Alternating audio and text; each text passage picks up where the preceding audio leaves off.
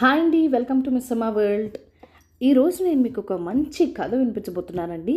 90s కిడ్స్లో చాలామందికి ఇష్టమైన ఈ ఉపవాచకం తెలుగులో వచ్చింది.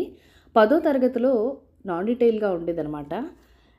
ఇప్పటికే గెస్ట్ చేసేసి ఉంటారు కదా, కరెక్టే అండి. అదే మన హీరో బారిస్టర్ పార్వతీశం ఇంగ్లాండ్ ప్రయాణం ఎలా జరిగిందో ఈ కథలో నేను మీకు వివరించబోతున్నాను. బారిస్టర్ పార్వతీశం దాదాపు 100 సంవత్సరాలైందండి అచ్చయ్యి. ఆయన ఇప్పటికీ ఎప్పటికీ కూడా ఎవర్ గ్రీన్ స్టోరీగా నిలిచిపోయింది మన తెలుగులో. అంటే హాస్య కథల్లో వన్ ఆఫ్ ద బెస్ట్ హాస్య కథలు బారిస్టర్ పార్వతీశం అండి. తెలియని వాళ్ళు ఒకసారి వినండి, చాలా చాలా ఎంజాయ్ చేస్తారు. తెలిసిన వాళ్ళు విన్నవాళ్ళు మళ్ళీ ఒకసారి ఆ జ్ఞాపకాల్లోకి వెళ్ళిపోతారనమాట. స్కూల్ డేస్కి చాలా అంటే చాలా బాగుంటుంది. మన ఛానల్ని ఫస్ట్ టైం చూస్తున్నట్లయితే కనుక లైక్ చేయండి, షేర్ చేయండి, సబ్స్క్రైబ్ చేసుకొని మీ ఫ్రెండ్స్ అండ్ ఫ్యామిలీతో ఎంజాయ్ చేయండి. అండ్ ప్లీజ్ మీ సపోర్ట్ ఇస్తారు మన ఛానల్కని ఆశిస్తూ ఇక కథలోకి వెళ్ళిపోదామా మరి. బారిస్టర్ పార్వతీశం ఇంగ్లాండ్ ప్రయాణం. నరసాపురం దగ్గర మొగల్తూరు మా కాపుర స్థలం. మా ఇంటి పేరు వేములవారు. నా పేరు పార్వతీశం. నేను టైలర్ హై స్కూల్లో 5వ ఫారం దాకా చదువుకున్నాను. 1-2 ఏళ్ళు ఆ క్లాస్లోనే కారణాంతరాల వల్ల గడపాల్సి వచ్చింది. ఆ పిమ్మట ఇక్కడ పాఠశాలలో విద్య ఏమి బాగుందని కాదని, ఉపాధ్యాయులకు తాము చెప్పే సంగతులేమిటో అవగాహన కావడమే లేదని నా అభిప్రాయం.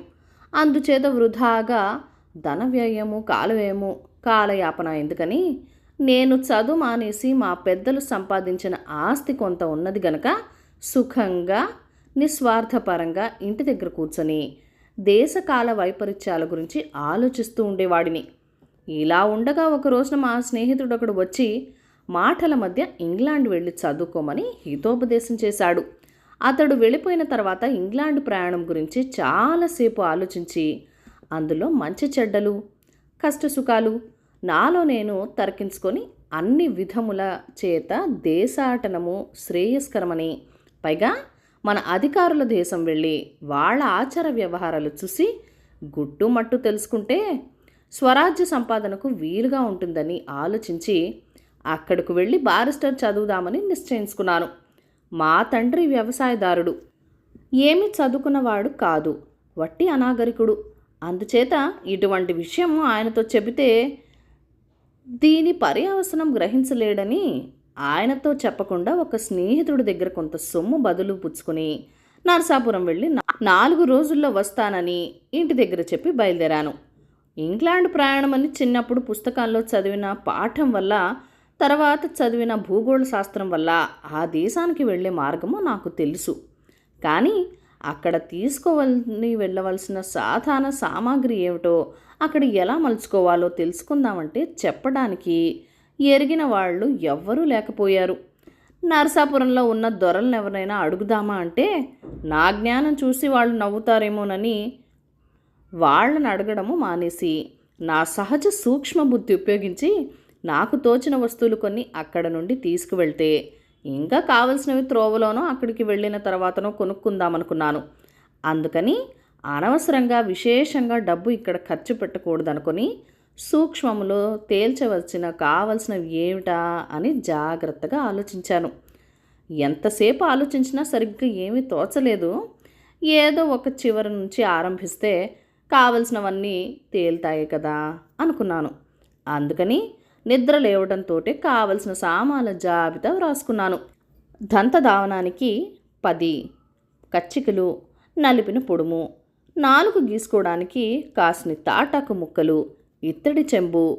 దంతధావనకు అవసరమైన తర్వాత స్నానం కదా అనుకున్నాను. అందుకు అవసరమైనవేవి ఒళ్ళు తుడుచుకోవటానికి 2 అంగవస్త్రాలు, స్నానాంతరము తలకు రాసుకోవడానికి సీసాలో పోసిన కొంచెం కొబ్బరి నూనె, తల దూకోవడానికి దేశావళి దువ్వెన, బొట్టు పెట్టుకోవడానికి కొబ్బరి చిప్పలో కొంచెము చాదు, ముఖం చూసుకోవడానికి పావళా పెట్టి చిన్న అద్దము. తర్వాత ఆలోచించవలసినది దుస్తుల విషయం కదా. అందుకు నాకు అవసరమని తోచినవి 4 షర్ట్లు, 2 టైలు, 2 మోజేళ్ల జతలు నూలువి, 3.5 పెట్టి బూట్లు జోడు. అక్కడ సూట్లు అవసరం గనుకను, చలిదేశం గనుకను 15 రూపాయలు ఖర్చు పెట్టినా గుడ్డ కొంచెం బాగుండుదని చేత కుట్టువాడు తన అవసరానికి కొంత మిగిల్చుకోవటం వల్ల నాకు చాలకుండా తయారైన సాక్సులు సూట్లు 2. ఇంగ్లాండ్ వెళ్తే మటుకు మన వేషము పూర్తిగా ఎందుకు మానవలను? సాధ్యమైనంత వరకు స్వదేశ పద్ధతి అవలంబించడము. తలగుడ్డ ఉపయోగించడానికి 8 గజముల ఎర్ర జపాను సిల్కు, ఇంకా ధరించవలసిన దుస్తులు తర్వాత ఆలోచించవలసింది. భోజనం కదా అనుకున్నాను. అందుకు అవసరమైనది ముందు మంచినీళ్ళు తాగడానికి మరచెంబు. అక్కడికి వెళ్ళిన తర్వాత వాళ్ళ చేత అంటు తినకుండా మనమే స్వయం పాకం చేసుకుంటే బాగుంటుంది కదా అనుకున్నాను. అక్కడ కూడా అన్నం ఎలాగో దొరకదు కదా, రొట్టెలు కాల్చుకు తినవలసిందే గనక కొంత గోధుమ పిండి, కొంచెం నెయ్యి, రొట్టెలో నంచుకోవటానికి కొంచెం ఆవకాయి, రొట్టెలు కాల్చుకోవటానికి చిన్న అట్ల పేణము, స్టవ్లో పోసుకోవటానికి కిరసనాయిలు, చిన్న సీసాలు స్పిరిటు. భోజన సామాగ్రి అయిన తర్వాత పడకకు కావలసిన సామాన్ల గురించి ఆలోచించాను. వెళ్ళేది చలిదేశం కదా, కింద పడుకోవడానికి కష్టంగా ఉంటుందని నరసరావుపేటలో మడత మంచము, దాని మీద పక్కకి నేను మూలగా ఉపయోగించుకునేందుకు బొంత, ఇంట్లో కుట్టినది కప్పుకోవడానికి నారింజ పండు రంగు సాల్వ. ఇవిగాక ఇంకా ఏమైనా అవసరం ఉంటాయి కదా అని ఆలోచించగా మామూలుగా పగలు కూర్చోడానికి తుంగచాప తీసుకువెళ్తే బాగుంటుందని తోచింది. ఇంకా ఎంతసేపు ఆలోచించినా తీసుకువెళ్ళవలసినవి కనబడలేదు. ఇదంతా చూసి కొందరికి చాదస్తముగా కనబడచ్చు, కానీ వెళ్ళేది దూరదేశము. ఏ చిన్న వస్తువు మర్చిపోయినా అక్కడ ఇబ్బంది పడవలసి వస్తుందని మొట్టమొదటి నుంచి ఎక్కువ జాగ్రత్త కలవాడిని కనుక చాలా దూరాలోచన చేసి ఇవన్నీ తీసుకువెళ్ళాను. ఇక ఈ వస్తువులు పెట్టుకోవడానికి ఎక్కడైనా కూలివాడు దొరికినా దొరకకపోయినా నేను తీసుకువెళ్ళటానికి తేలిగ్గా ఉంటుందని చిన్న సీనా రేకు పెట్టి చేయించి బంతిపువ్వు రంగు వేయించాను. ఈ సామాగ్రి అంతా జాగ్రత్తగా పెట్టెలో సర్దుకొని శుభదినము నిశ్చయించుకొని వర్జము లేకుండా కూడా చూసుకొని శకునము మంచిదయ్యే వరకు వాకిట్లో కూర్చొని బండి ఎక్కి పడవల రేవుకి వెళ్ళాను. మొగల్తూరు, నరసాపురం ఇంకా చుట్టుపట్ల గ్రామాలు 2-3 తప్ప ఎప్పుడు ఎక్కడికి వెళ్ళిన వాడిని కాను. ఇంతకాలము నరసాపురంలో ఉన్న ఎప్పుడు పడవైనా ఎక్కవలసిన అవసరం లేకపోయింది. ఇవాళ పడవలో కూర్చొని వెళ్తూ ఉంటే మహా సరదాగా ఉంది. స్టీమర్ మీద వెళ్ళడం అన్నా కూడా ఇంతే కదా అనుకున్నాను. రాత్రి దారిలో మినపరొట్టి, సాతాళించిన శనగలు కొనుక్కు తింటూ ఇంగ్లాండ్లో మినపరొట్టి ఉంటుందా ఉండదా అని ఆలోచిస్తూ ఇంగ్లాండ్ నుంచి తిరిగి వచ్చిన తర్వాత ఏ విధంగా దేశోపకారం చేద్దామా అనుకుంటూ నిద్రపోయాను. తెల్లవారేసరికి పడవ నిడదవోలు చేరింది. మెలకు రావడంతో నేను తలా పెట్టిన మహత్కార్యము జ్ఞాప్తి తెచ్చుకొని దీర్ఘ నిశ్వాసము విడిచి పడవ దిగి త్వరగా స్టేషన్కి వెళ్ళి అక్కడ నిలబడ్డ ఒక పెద్ద మనిషిని సంబోధించి టికెట్ ఇవ్వండి త్వరగా అన్నాను. ఏమిటా హడావిడి, ఎక్కడికి, ఏ రైలుకి అని ఆరంభించాడు ఆయన. నేనెక్కడికి వెళ్తే ఎందుకు ఆయనకు? నా వ్యవహారం అంతా ఆయనతోటి చెప్తే గుట్టు బయటపడుతుందని. సరే ఇదంతా ఎందుకులేండి, ఇప్పుడు టికెట్ త్వరగా ఇప్పించండి అన్నాను. నన్ను ఎగాదిగా చూసి టికెట్ ఇచ్చే ఆయన ఇంకా రాలేదు, కాసేపు ఉండమన్నాడు. కొంచెం సేపు అయిన తర్వాత ఆయన వచ్చినట్టు తెలుసుకొని వెళ్ళి టికెట్ ఇమ్మన్నాను. ఆయన కూడా ఎక్కడికి అన్నాడు. చెప్తాలండి, టికెట్ ఇవ్వండి. ఏమయ్యా ఈ అలుపు, యా ఊరు పోతావయ్యా? దగ్గర ఉన్నవాళ్ళంతా నవ్వడం మొదలుపెట్టారు. ఇదెక్కడయ్యా, వట్టి నాటుపురం మాదిరే ఉండేవే. నీవు పూడ్చేది చెప్పకపోతే టికెట్ ఎష్టదా ఇచ్చేదయ్యా? పో అయ్యా, బుద్ధి లేదు వలె ఉంది, వాళ్ళంతా కాచుకునున్నారు అని కేకలు వేశాడు. దగ్గర ఉన్న వాళ్ళంతా నన్ను మందలించారు. ఆ రైలు చాలా దూరం వెళ్తుందండి, చాలా చోట్ల ఆగుతుంది, అందుచేత ఏ ఊరు మీరు వెళ్ళాలో చెప్తే ఆ ఊరికే టికెట్ ఇస్తారు అని ఒక పెద్ద మనిషి నిమ్మళంగా హితోపదేశం చేశాడు. ఆయన చెప్పిన మాటలు నాకు సబబుగానే ఉన్నట్టు తోచింది. అందుచేత టికెట్ ఇచ్చే ఆయనతోటి చెన్నపట్నం వెళ్ళాలి అని చెప్పాను. అనేసరికి కళ్ళెర్ర చేసి, ఎన్నయ్యా ఇది, ఈ పొద్దు ఎక్కడ నుంచి వచ్చావయ్యా, వట్టి జంతువు వల్లే ఉండావు, పోయ్ జల్దీ పోయ్యా, వాళ్ళంతా కాచుకున్నారు, పొమ్మంటే ఏందయ్యా అట్లా మూతి పెట్టి చూస్తావు, పట్నం బండి సాయంకాలం వరకు రాదయ్యా, అప్పుడు దాకా ఎక్కడైనా పండుకొని తూంగు అయ్యా అన్నాడు. నా దగ్గర వాళ్ళంతా నన్ను అవతలకు తోసేశారు. పోనీ కొంచెము సమర్థత్వము తగ్గిన తర్వాత మళ్ళీ వద్దామని వెళ్ళాను. రైలు కాబోలు గంట కొట్టారు. అప్పుడు మళ్ళీ పట్నం బండి ఎప్పుడు వస్తుందండి అన్నాను. సాయంకాలం అన్నాడాయన. అలాగా, సాయంత్రం దాకా ఉండాలా? నాకు తొందర పని ఉందే. అప్పుడు నా ముఖం కేసి చూసి, ఓ తిరిగి వస్తావా? తొందర పని ఉంటే నడిచిపో అని కిటికీ తలుపు వేసుకుని చక్కా పోయినాడు మాస్టారు. నా మీద కోపం చేత ఇలా అంటున్నాడేమో. ఈసారి నెమ్మదిగా అడిగి నిజం తెలుసుకుందామని ముందుకెళ్ళి ఎదురుగా నిలబడి మాట్లాడదామని నోరు తెరిచేసరికి ఆయనే, వస్తివా? పట్నం బండి ఎప్పుడు వచ్చేది తెలుసుకునే దానికి వస్తివా? ఓసారి చెప్తే నీకు బుద్ధి లేదు అని ఆరంభించాడు. అసలే అరవాళ్ళంటే నాకు కోపం. అందులో ఆయన ముఖం స్ఫోటకం మచ్చలతోటి నల్లగా మరి అసహ్యంగా ఉన్నది. నేను ఊరికే తెలియని విషయం నెమ్మదిగా అడుగుతూ ఉంటే ఆయన అంత మర్యాద లేకుండా తెలియకుండా మాట్లాడతానేంటి అని నాకు కోపం వచ్చింది. నేను ఇంగ్లాండ్ వెళ్తున్నాను జాగ్రత్త అని చెప్దామనుకున్నాను. కానీ ఆయనకు ఇంతకంటే ఏడిపిస్తే బాగుండదని తోచింది. అందుకని, అబ్బే రైలు సంగతి అడగడానికి రాలేదండి, మిమ్మల్ని చూస్తే ఏమి జ్ఞాపకం వస్తుందో చెప్పడానికి వచ్చానండి అన్నాడు. ఏం జ్ఞాపకం వస్తుంది? నీ మొహం చూసి ఉలి ఆడిన తిరగటి రాయి, మీ తలకాయ చూస్తే సున్నపు పెడతా జ్ఞాపకం వస్తున్నాయండి అన్నాను. అక్కడ ఉన్న నౌకర్లు ఏకంగా పక్కున నవ్వారు. ఆయనకు ఉడుకుమోత్తనం వచ్చి నన్ను కొట్టడానికి వచ్చాడు. నేను పారిపోయాను. అక్కడి నుంచి తిన్నగా దగ్గరలో ఉన్న హోటల్కి వెళ్ళి భోజనం చేసి కాసేపు పడుకున్నాను. లేచి ఒకసారి బజారు చూద్దామని వెళ్ళాను. అక్కడ అటు ఇటు తిరుగుతూ ఉండగా అవసరమైన వస్తువులు 2 మర్చిపోయినట్టు జ్ఞాపకం వచ్చింది. అవేంటంటే, గదికి తాళం వేసుకోవటానికి చిన్న ఇత్తడి తాళము, స్నానాంతరాల తర్వాత బట్టలు ఆరేసుకోవటానికి కొబ్బరి పీచు, చేంతాడు, బట్టలు తగిలించుకోవడానికి 4 పెద్ద మేకులు. ఆ 3 వస్తువులు కొనుక్కుని మళ్ళీ బస్సుకు చేరుకునే సాయంకాలం కాగానే పెందలాడే భోజనం చేసి స్టేషన్కి వచ్చాను. టికెట్ వేళయింది. నేను మళ్ళీ చెన్నపట్నానికి టికెట్ పుచ్చుకున్నాను. యువతలకు వచ్చేటప్పటికి ఒక రైలు వచ్చింది. అక్కడ నౌకరు ఉంటే అతన్ని ఆ రైలు ఎక్కవచ్చునా అన్నాను. మీరే ఊరు వెళ్తారు అన్నాడు వాడు. నీకెందుకు ఈ ప్రశంస అని చక్కపోయాను. అక్కడ ఒక పెద్ద మనిషి ఉంటే ఆయన అడిగాను, ఈ రైలు ఎక్కవచ్చునా అని. ఆయన అదే ప్రశ్న వేశాడు. మీరే ఊరికి వెళ్తారని. నా కొళ్ళు మండి మాట్లాడకుండా తిన్నగా స్టేషన్ మాస్టర్ గారి దగ్గరికి వెళ్ళి ఆయన అడిగాను. ఆయన కూడా ఎక్కడికి వెళ్ళాలి అన్నారు. టికెట్ ఇవ్వడానికంటే ఊరు పేరు చెప్తే కానీ ఇవ్వడానికి వీల్లేదంటే చెప్పాను. టికెట్ కొన్న తర్వాత కూడా వీళ్ళకి పరీక్షలు ఎందుకు, వీళ్ళ రోగం కుదురుద్దామని రాజమహేంద్రవరానికి అన్నాను. అయితే ఎక్కవచ్చు అన్నాడు. ఎక్కాను. రైలు కదలబోతున్నది. స్టేషన్ మాస్టారు అక్కడే ఉన్నాడు. రైలు కదిలింది. ఆయన్ని పిలిచి, ఏమండోయ్ మీకు తగిన శాస్తి చేశాలండి, నేను రాజమహేంద్రం వెళ్ళడం లేదు, చెన్నపట్నం వెళ్తున్నాను అని నవ్వుతూ చెప్పాను. ఆయన ఆపళంగా ఈల వేసి రైలు ఆపి నన్ను దిగమన్నాడు. నేను దిగనన్నాను. త్వరగా దిగవయ్యా, ఆలస్యమవుతున్నది. నేనెందుకు దిగాలి? ఈ రైలు చెన్నపట్నం వెళ్ళదు, వేరే వస్తుంది. వట్టి ఫూల్ లాగా ఉన్నావు, దిగు. ఫూల్ గీలని మాటలు మిగలకండి, నేను దిగను అంటే దిగను అంటే రైలు వాళ్ళంతా నవ్వడం మొదలుపెట్టేశారు. ఇంతలోకి గార్డు వచ్చాడు. నన్ను బలవంతంగా దించాడు. రైలు వెళ్ళిపోయింది.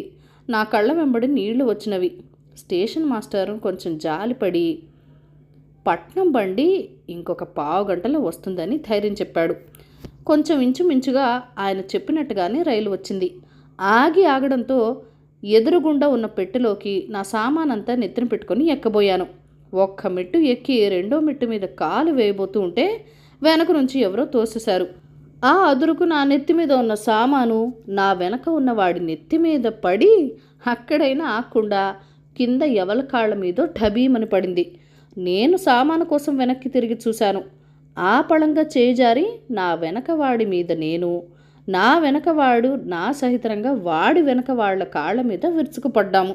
మేము కింద పడ్డామని జాలి పడడానికి బదులు మమ్మల్ని తిట్టిపోశారు. కొందరు మా మీద నుంచే నడిచిపోయి రైలెక్కారు. నేను లేచి నిమ్మళంగా సామాను సర్దుకొని ఎక్కడెక్కడ దెబ్బలు తగిలాయో సావకాశంగా రైలు ఎక్కాక తర్వాత చూసుకోవచ్చు కదా అని ముందు రైలెక్కాను. రైలెక్కి సామాను పైన పెట్టుకుంటున్నాను. హఠాత్తుగా రైలు కదిలింది. నా వెనక బల్ల మీద కూర్చున్న ఆడ మనిషి ఒళ్ళు పడ్డారు. ఆవిడ 4 ఆశీర్వచనాలతోటి ముందుకు గెంటింది. నా ఎదుటి బల్ల మీద సుఖంగా చుట్ట కాల్చుకుంటూ అరమోడ్పు కన్నులతో ఆనందపరవశుడై ఉన్న కాపు మీద పడ్డాను. ఆ చుట్ట నా బుగ్గకు తగిలి చురుక్కుమన్నది. నేను ముర్రు అన్నాను. ఆనంద సమాధిలోంచి కొంచెం మెలకువ తెచ్చుకొని అతను ఆనందం ఇంత బరువెక్కిందేమో అని చూశాడు కాబోలు కెవ్వుమని కేక వేసి ఏ పామో మీద పడితే తోసినట్లు నన్ను తోసేశాడు. ఎదుట ఉన్న చంటి పిల్లబోయి పడిపోయి ఆ పిల్ల నలిగిపోతుందేమో అన్న భయంతో ఎలాగో తప్పించుకొని తల్లి మీద పడ్డాను. మళ్ళీ ఆవిడ తోసేపోతుంటే గట్టిగా ఆవిడ మెడ పట్టుకున్నారు. రైల్లో వాళ్ళంతా కడుపు చెక్కలేటట్టు నవ్వడం ప్రారంభించారు.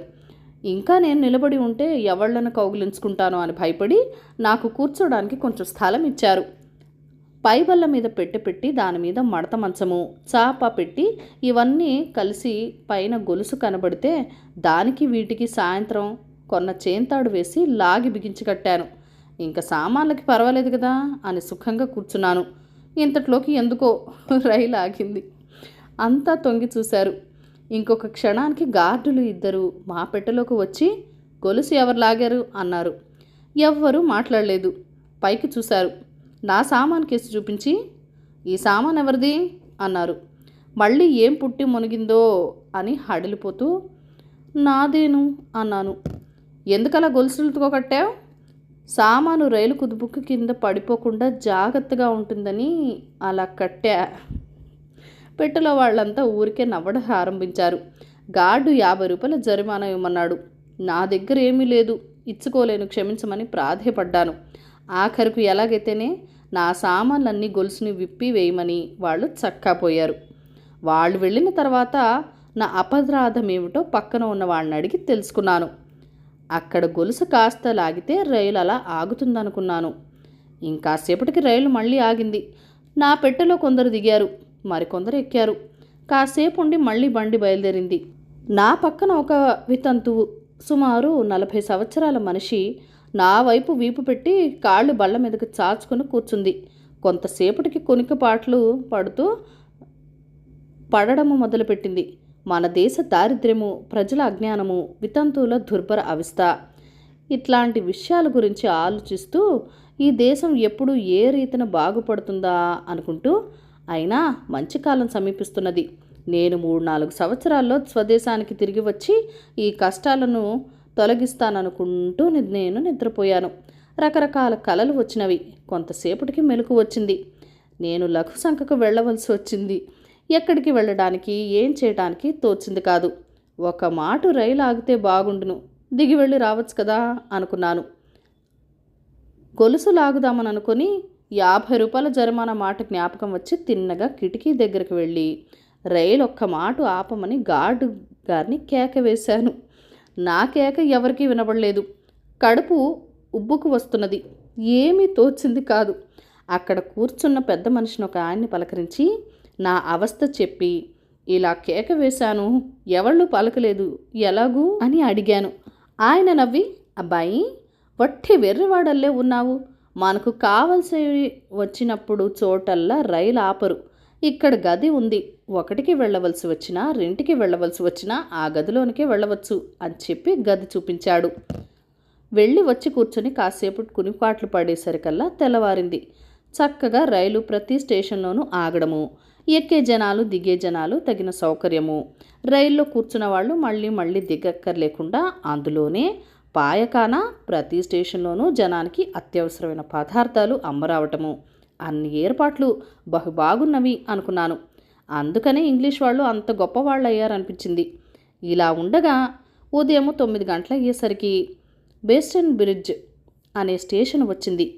నేను స్టేషన్లో దిగే జనాన్ని చూస్తూ నిలబడ్డాను. ఒక ఆయన నల్ల దొర నా దగ్గరికి వచ్చి టికెట్ ఇమ్మన్నాడు. ఇచ్చాను. చూసి మాట్లాడకుండా జేబులో వేసుకున్నాడు. ఇదేమిట్రా టికెట్ తీసుకుపోతున్నాడు, ఏమన్నా గట్టిగా అడగడానికైనా నల్లగా ఉన్న దొర కూడాను. నా సంగతి ఏమి కాను, ఎలాగని హడలిపోయి వాడి వెంబడపడ్డాను. నా టికెట్ నాకు ఇమ్మని ప్రాధేయపడ్డాను. వాడు నన్ను కోపంతో పొమ్మన్నాడు. వాడు పొమ్మన్నంత మాత్రాన ఎంత అభిమానంగా ఉన్నా ఎలా పోను, టికెట్ వాడి చేతిలో చిక్కుపడిపోయింది. అందుకని అభిమానం చంపుకుని వాడిని వెంబడించాను. ఆఖరకు రైలు కదిలే వేళైంది. ఇంకొక 4-5 నల్లదొరలు చేరారు. దయచేసి నాకు టికెట్ నాకు ఇప్పించండి అన్నాను. Can you got away man, you seem to be a fool అన్నాడు. అయ్యా, నా టికెట్ ఇప్పించి మీరెన్ని తిట్టినా పడతాను, నా టికెట్ ఇవ్వరు, పైగా తిడతారేంటండి అన్నాను ఒళ్ళు మండి. రైలు కూసింది. Get in man, you have bloody no fear, nobody will ask you అని నన్ను రైల్లోకి తోశాడు. రైలు కదిలింది. ఏమి చేయటానికి గత్యంతరం తోచలేదు. స్టేషన్లో ఆ దొరలంతా కడుపు పట్టుకొని నవ్వుకుంటున్నారు. నేను దిగుదామని ప్రయత్నం చేశాను. నా దగ్గర ఉన్న వాళ్ళంతా ఆపి ఏమిటి సంగతి అని అడిగారు. ఓ పెద్ద ఆయనకి చెప్పాను ఇలా టికెట్ తీసుకుపోయి ఇవ్వలేదని. అప్పుడు ఆయన నవ్వి, వచ్చే స్టేషనే చెన్నపట్నము, అక్కడ అంతా దిగిపోవడం, అందుకని అక్కడ కంగారుగా ఉంటుందని టికెట్లన్నీ ఇక్కడే వసూలు చేస్తారు, నీకే భయం లేదని అభయం ఇచ్చాడు. సరే, ఎటుపోయి ఎటు వచ్చినా అందరి దగ్గర కూడా టికెట్లు పుచ్చుకున్నారని చెప్పారు కనుక వారికి లేని భయం నాకెందుకని ధైర్యం తెచ్చుకుని కూర్చున్నాను. ఇంతలో చెన్నపట్నం చేరాము. ఆ తర్వాత ఏం జరిగింది? మన పార్వతీశం అమాయకుడు కాబట్టి అక్కడ చెన్నపట్నం వెళ్ళాక ఎలాంటి అవస్థల్లో పడ్డాడు, ఆ విశేషాలన్నీ వచ్చే భాగంలో చూద్దాం.